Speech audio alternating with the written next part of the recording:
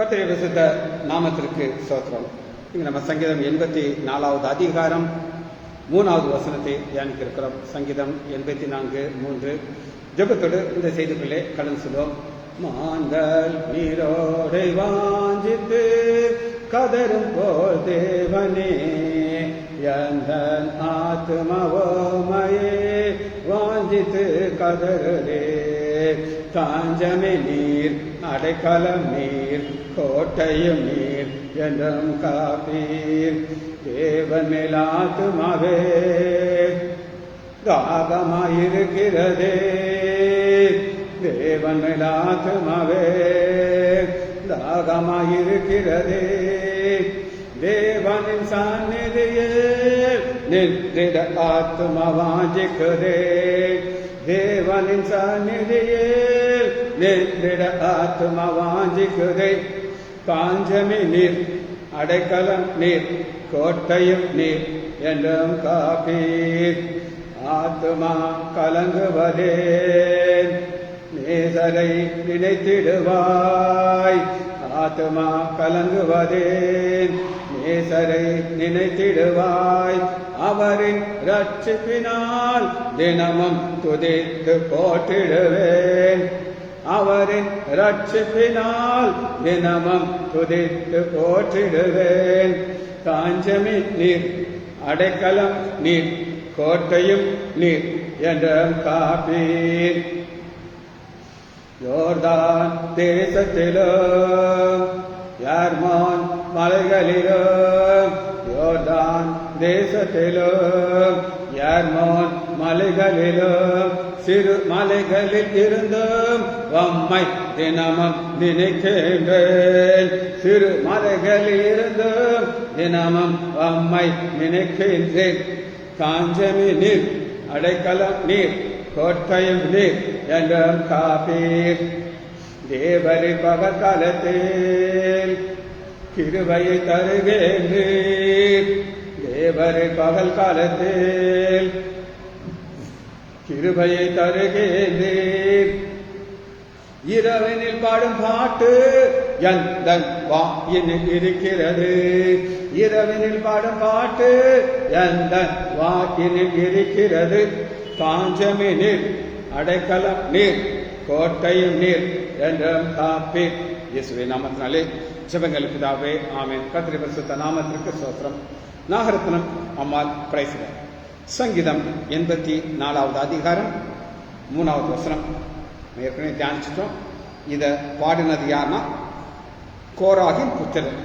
இந்த கோராகின் புத்திரர் எங்க போக வேண்டியவர்கள் அப்படின்னு கேட்டீங்கன்னா, வாய் 2ஆ பிளக்குது, அதுக்குள்ள அவங்க போக வேண்டியவங்க. ஆனா அப்பா பின்னாடி போகாதனால இவங்க சாகவில்லை. இப்ப நம்ம அங்க போறதில்லை. இப்ப அந்த கோகாத்தின் புத்திரர் நம்முடைய தேவன் எப்படி பார்க்கிறார்கள்? ஒவ்வொருத்தர் ஒவ்வொரு மாதிரி பார்ப்பாங்க.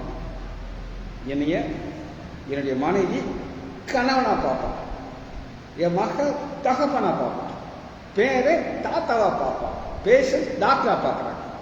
ஆனா இங்க கோராகின் புத்திரர்கள் எப்படி பார்க்கிறாருன்னா, முதல் குறிப்பு என் ராஜா.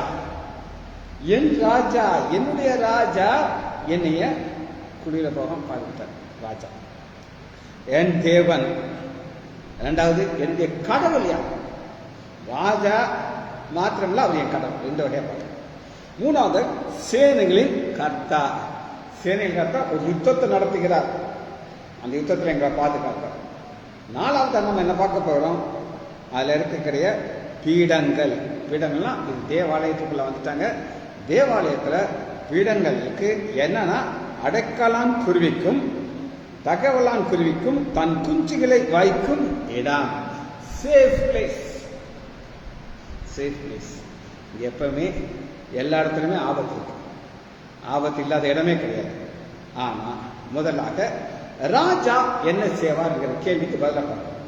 ஒரு ராஜா என்ன செய்வார்? ராஜரீகம் பண்ணுவார்.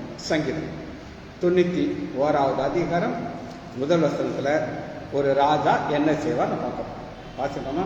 91வது அதிகாரம் முதல் வசனம். கர்த்தர் ராஜரீகம் பண்ணுகிறார். ராஜரீகம் பண்ணிட்டு அவர் டம்மி கிடையாது. டம்மி கிடையாது. அவர் என்ன செய்யறாருன்னா மகத்துவத்தை அணிந்து கொண்டிருக்கிறார். நான் ஒரு ஷார்ட்டை போட்டேன், இங்க ஒரு மைக் வச்சிருக்கேன், இது நான் அணிந்து கொண்டிருக்கிறேன். அதுபோல அவர் மகத்துவத்தை அணிந்து கொள்கிறார். அது என்ன மகத்துவம் நம்ம பார்க்க போறோம். அடுத்து பாருங்க, நான் 5வது வசனம் தான் உங்களுக்கு வாசிக்கிறேன். சரி, 4வது வசனம், கர்த்தர் உன்னதத்திலே வல்லமை உள்ளது. ராஜரீகம் பண்ணுகிறார், இந்த பூமியில ராஜரீகம் பண்ணுகிறார், பரலோக ராஜரீகம். கர்த்தர் உன்னதத்திலே வல்லமை உள்ளது, உமது சாட்சிகள் மிகவும் உண்மையில்லை. இன்னைக்கு நம்ம என்ன பார்க்கணும்னா கர்த்தர் ராஜரீகம் பண்ணுகிறத நம்ம பார்க்கணும். எப்படி ராஜரீகம் பண்ணுகிறோம், என்ன ஒரு விசேஷமான காரியம் நம்ம இன்னைக்கு பார்க்க போறோம்னா ஒரு ஆழமான காரியத்தை பார்க்க போறோம்.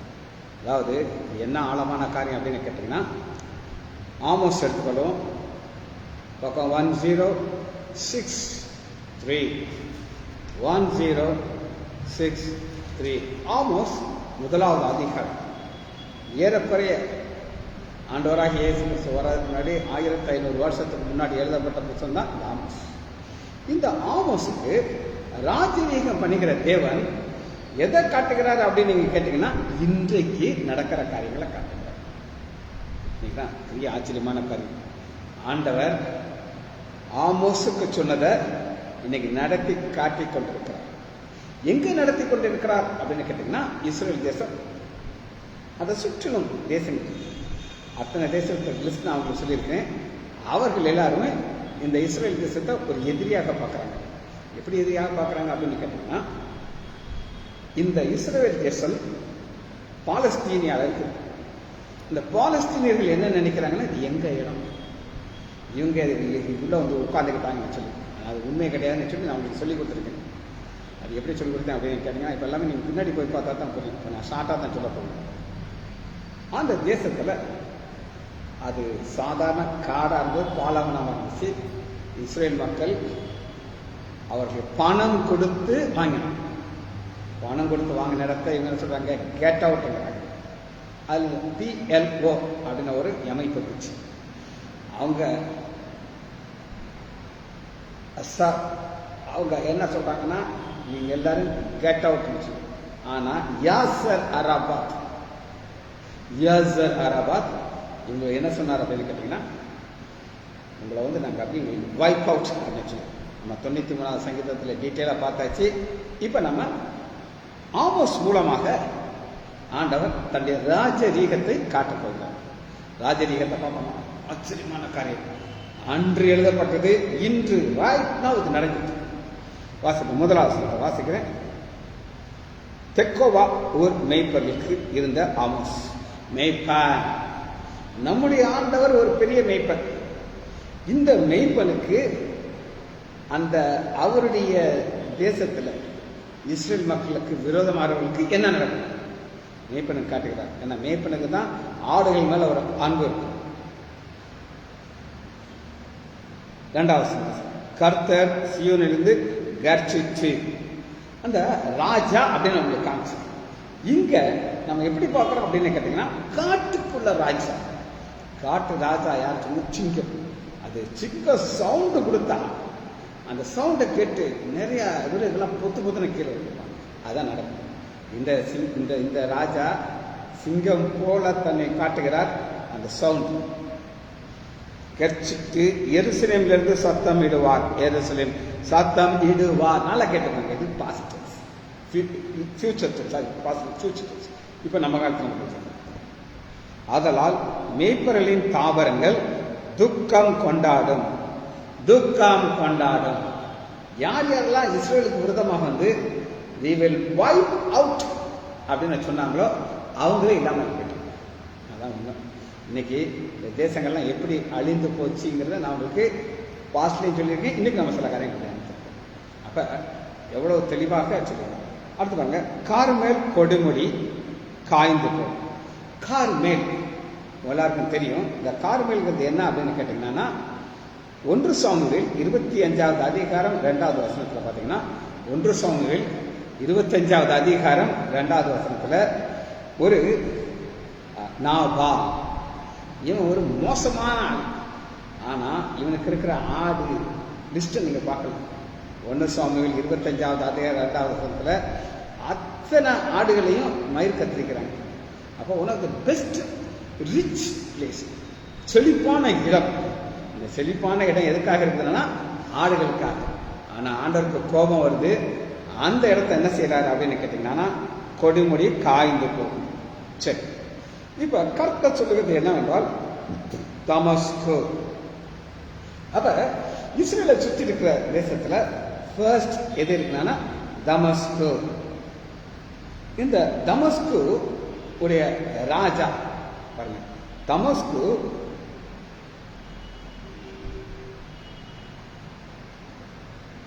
என்னுடைய 3 பாதங்கள் 4 பாதங்கள் நிமித்தம். அதாவது 4 பாதம் 3 பாதத்திற்கு என்னன்னா 4 + 3 7. 7ங்கிறது பூரணம். அவங்களுடைய வாழ்க்கையில ஒரு பூரணமான ஒரு காரியம் வந்த உடனே ஆண்டவர் என்ன செய்யறாருன்னா அவங்க அழிச்சிருக்காரு. யார் இப்படி இந்த ஃபர்ஸ்ட் இந்த இடத்துல ஆண்டோடைய கோபம் யார் மேல வந்துச்சு அப்படின்னு கேட்டீங்கன்னா பாப்பா உங்களுக்கு நம்ம பார்க்க போறது தமஸ்கு. இந்த தமஸ்குல என்ன நடந்தது அப்படின்னு கேட்டீங்கன்னா அதனுடைய இன்னைக்கு நம்ம பார்க்கறது பசார் அல். இவர் ஒரு ராஜாவாக தன்னை பிரகடனம் பண்ணிட்டார். அப்பாட்ட வந்து இவருக்கு வந்துச்சு. இவர் என்ன செய்தார் அப்படின்னு கேட்டீங்கன்னா சரியாக ஆள தெரியல. அதனால என்ன நடந்துச்சுன்னா அந்த இடத்துல ஒரு புரட்சியாளர்கள் ஆரம்பிச்சாங்க.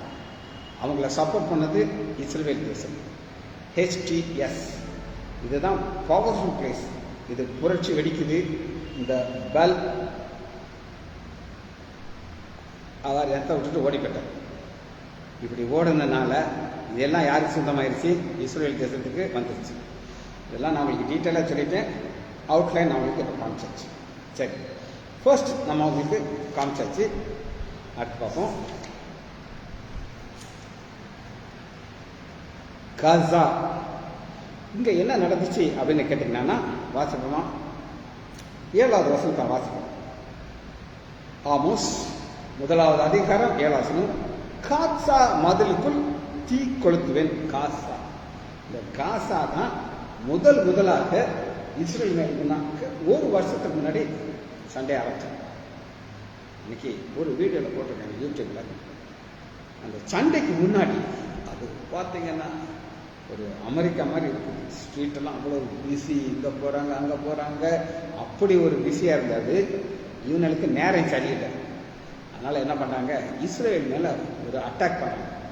அதாவது 5000 பாம் அட் அ டைம் போடுறாங்க இஸ்ரேல் மேலே. Tom Tom Tom Tom Tom. இஸ்ரேலுக்கு சேதங்கள் வந்துச்சு, இல்லைன்னு நான் சொல்லலை. ஆனால் 3 முறையில் அவங்க பார்க்குறாங்க இஸ்ரேல். வானத்திலிருந்து ஒரு குரூப் வந்து அந்த பேராசூட்டில் உள்ள வராங்க, இந்த கடல் வழியாக உள்ள வராங்க. அந்த வேடிகளை கட் பண்ணிட்டு உள்ள வந்து இஸ்ரேல் மக்களை கொல்றாங்க, சிறைப்பிடிச்சு போகிறாங்க. அப்பா முன்னால மகளை சேதப்படுத்துறாங்க. எல்லாம் செஞ்சாங்களா? இஸ்ரேல் ஆரம்பிச்சிச்சு. அங்கே காசாவாக ஆரம்பிச்சிச்சு.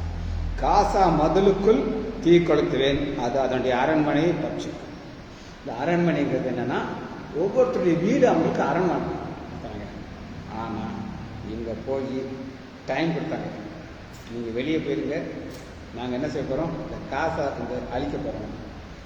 வெளியில் அகதியாக போகிறாங்க. இஸ்ரேல் தேசத்துலேருந்து பாம் போட்டு ஆட்டி ஆட்டி ஆட்டின்னு அடித்து கம்ப்ளீட்டாக தரமாட்டாங்க. அது மாத்திரம் கிடையாது, இந்த அரண்மனைக்கு இன்னொரு அர்த்தம் இருக்கு. உள்ள சேனல் கட்டி வச்சுக்கிறாங்க, ரகசியமான இடங்கள். உள்ளே பார்த்தீங்கன்னா ஏர் கண்டிஷன் இருக்கிற சேனல்லாம் பார்த்தா அத்தனை உள்ளே உட்காந்துட்ருக்காங்க. எல்லாத்தையும் உள்ளே போய் அடித்து எல்லாத்தையும் காலி பண்ணுறாங்க. அதனால தான் நம்ம பார்க்குறது, அதனுடைய மதிலுக்குள் தீ கொளுத்துவேன், அதனுடைய அரண்மனை பற்றி. அடுத்து பாருங்க 9வது வசனம் தீரு. இந்த தீருக்களுக்கு இங்கிலீஷ் என்ன பண்ணுறது? Tyre, TYRE. இது இங்கிலீஷ் பைபிள் இன்னும் அழகாக கொடுத்துருக்கு. எப்படின்னா she so whole commit of, அதாவது என்ன அர்த்தம்னா இதனுடைய, அதாவது நாங்கள் செஞ்சது ரைட். நான் சொன்னேன் காசாப்பட்டாங்க கம்ப்ளீட்டாக ஆண்டவர் அடிச்சிட்டாங்க. அவங்கெல்லாம் வெளியே நிற்கிறாங்க சாப்பாட்டு பள்ளி இல்லாமல்.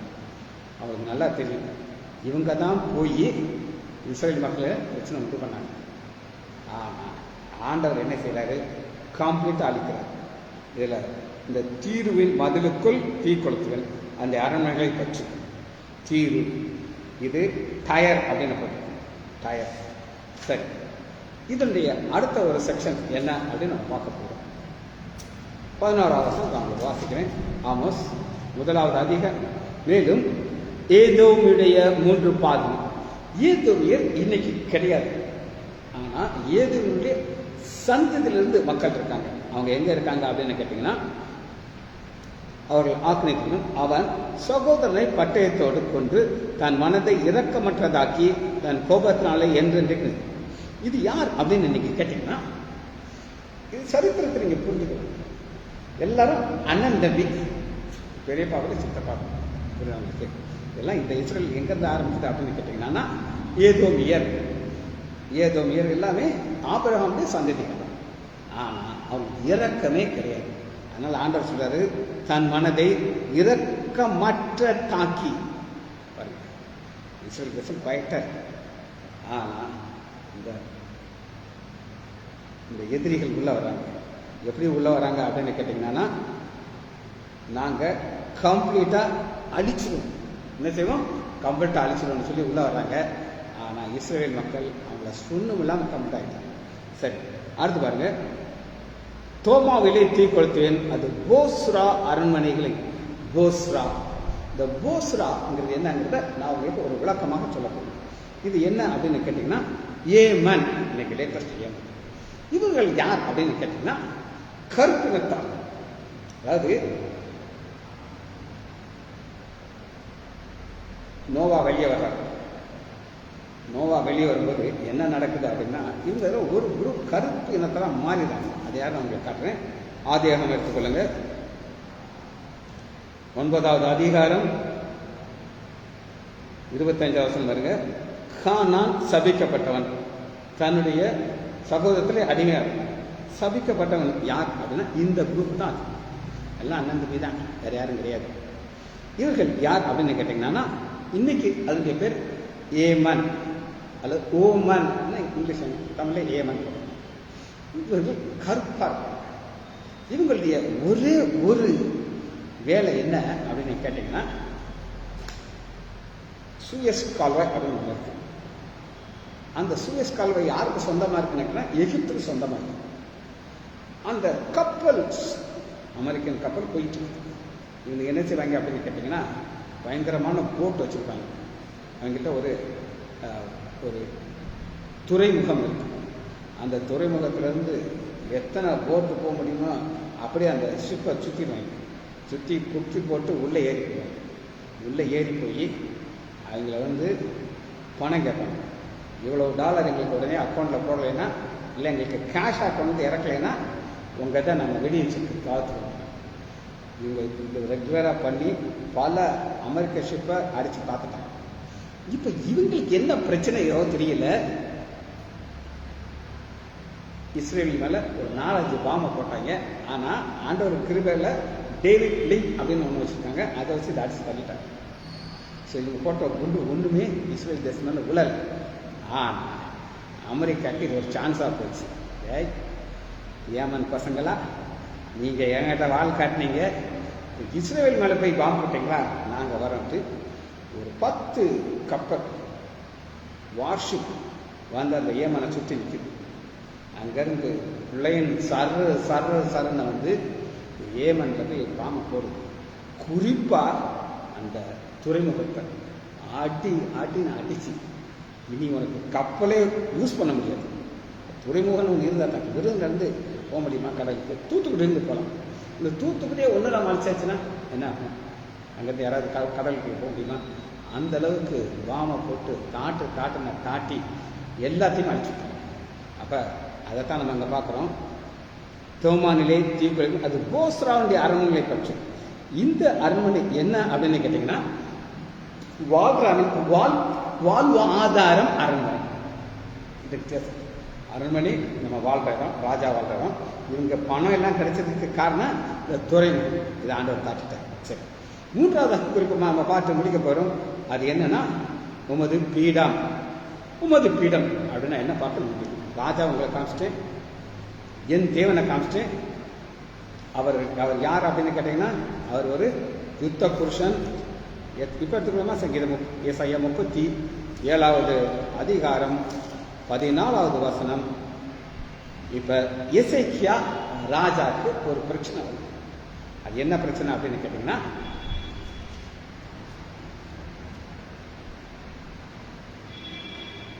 ராப்சாக்கே தலைவன் ஒரு நோட்டீஸ் அனுப்புறார்.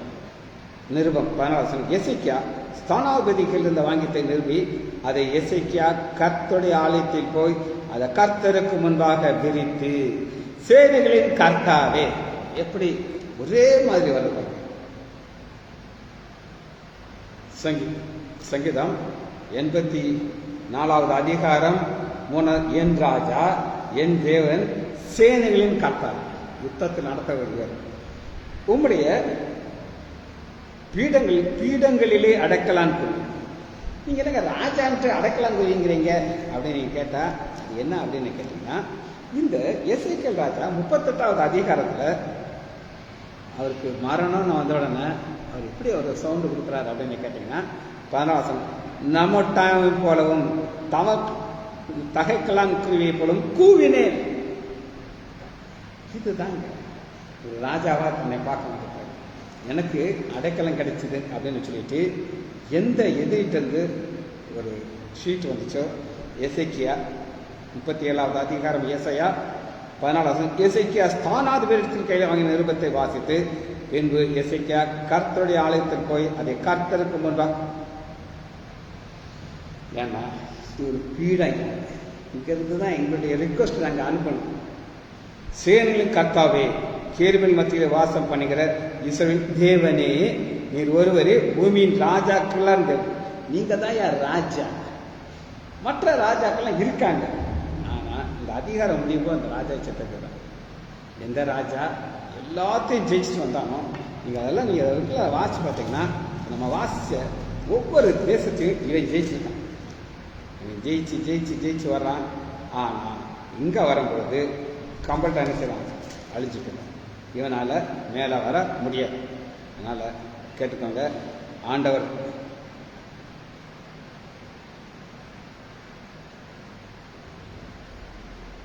ஆண்டோடைய வல்லமையை நீங்க பார்த்தீங்கன்னா 14 37 கர்த்தாவே உமது செவியை சாய்த்து கேளும், கர்த்தாவே உங்களுடைய கண்களை திறந்து பாரும். சனகரி விரோதமாக ஒரு லெட்டரை ஆண்டவர் சமூகத்தில் வைக்கிறாரு. அந்த அதிகாரப்படி அவன் காரியம். சனகரே ஜீவனுள்ள தேவனை நிந்திக்கும்படி சொல்லிய வார்த்தைகளை கேளும்.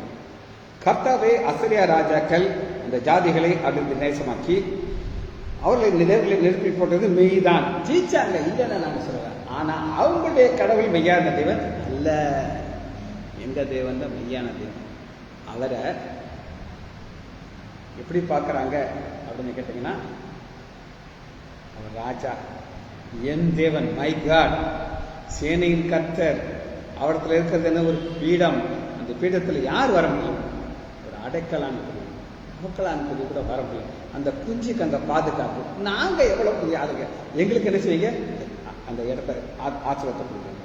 சரிங்களா? இப்பொழுதும் எங்கள் தேவனே கர்த்தரை, நீர் ஒருவரே கர்த்தர், பூமியின் ராஜ்யங்களாம் அறியும். இன்னைக்கு அதான் இன்னைக்கு மொசாட் ஒரு இயக்கத்தை வச்சிருக்கிறாங்க. ஆண்டவர் ஞானத்தை கொடுக்குறாரு. அவர்களுக்கு இருக்கிற பவரை பார்த்து நீ உலகமே ஆச்சு. அப்பா, இவங்க கடல் உண்மையான கடவுள்னு சொல்லி ஒரே ஒரு நடந்த சம்பவத்தை மட்டும் நான் சொல்லி இந்த செய்தி முடிக்க முடியும். ஏறக்குறைய 15 வருஷத்துக்கு முன்னாடி நடந்த செய்தி.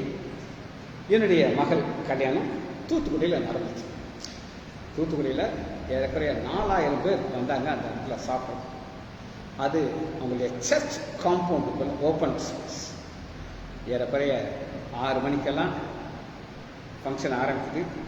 எத்தனையோ பேர் வர்றாங்க. போலீஸ் ஆஃபீஸர் எத்தனை பேர் வராங்க. நாங்கள் எல்லாருமே அதுவே ஜெபம் பண்ணோம். ஆண்டவரே, இயற்கை சூழ்நிலை நல்லா இருக்கணும் ஆண்டவரே, இங்கே மழை பெய்யக்கூடாதுன்ட்டு நாங்கள் ஜெபிச்சுக்கிட்டே இருக்கோம். ஆனால் தூத்துக்குடியை சுற்றி மலைங்க, தூத்துக்குடியை சுற்றி மலை. ஆனால் அந்த இடத்துல மட்டும் மழை பெய்யும். இது எப்படி இன்னும் ஆச்சரியம்னா, என்னுடைய சம்மந்திக்கு ஒரு க்ளோஸ் ரிலேஷன், ஆனால் அவர் வந்து இந்து மதத்தை சேர்ந்தவர்.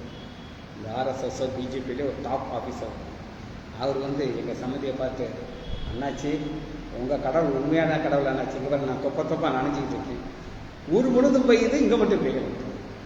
எப்போ வர அதை ஆண்டவர் மலையை நிப்பாட்டி வச்சுருந்தார் அப்படின்னு கேட்டிங்கன்னா, அந்த ஃபங்க்ஷன் முடிஞ்ச உடனே நான் என்னுடைய மாப்பிள்ளையுடைய அண்ணனுக்கு ஒரு மோதிரம் போட்டேன், எங்கள் சம்மந்திக்கு ஒரு மோதிரம், அங்கே நியூட்டன் ஒரு மேனேஜர் இருந்தார், ஏன்னா அவர் தான் எல்லாத்தையும் செஞ்சு கொடுத்தார். அவருக்கு ஒரு மோதிரத்தை போட்டு முடிக்கிறேன், அடிச்சு விட்டுருக்கு, தாட்டான்ட்டு. நாங்கள்லாம் ஓடி போய் நம்முடைய ஆண்டவருக்கு இந்த மாதிரி ஸ்பெசிஃபிக்கான வல்லமை இருக்குது. இன்னும் நம்ம அதிகமாக துதிக்கிறோம். எப்படிப்போமா, மகா இரக்கமம் குறைவங்கள பிதாவே, நம்ம துதிக்கிறேன் ஐயா, நன்றி. பிள்ளைகள் ஒவ்வொருவரையும் என் ஆண்டவராக இயேசு கிறிஸ்துவின் நாமத்தினாலே ஆசீர்வதிக்கிறேன். இயேசுவின் நாமத்தினாலே ஜெபங்கள் பிதாவே. ஆமென், ஆமென், ஆமென்.